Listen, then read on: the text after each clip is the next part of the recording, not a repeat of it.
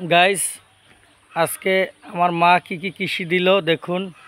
আমার মা অনেক কৃষি ভালোবাসে, শাকসবজি চাষ করতে ভালোবাসে। আমার মার জন্য সবাই দোয়া করবেন। মা কি চাষ করলো আজকে দেখুন। এখানে এই বাইগুন গাছ লাগাচ্ছে, 12 মাসে বাইগুন। প্রতি মাস সারাটা মাস বাইগুন ধরে। এবং এই যে কাঁচামরিচ রোপণ করছে, কাঁচামরিচও হয় 12 মাসা। দেখেন কত বড় বড় সাইজ, অনেক বড় লং। এই যে মরিচ 12 মাসা। তারপরে এই যে বাদাম চাষ করলো, এই যে বাদাম, দেখেন বাদাম উত্তোলন করছে। এই ছোট ছোট জায়গায় বাদাম হয়, যে কোনো জায়গায় লাগাইলে হয় আমাদের। এই তো এই যে বাদাম, এই যে মা কাজ করতে আছে।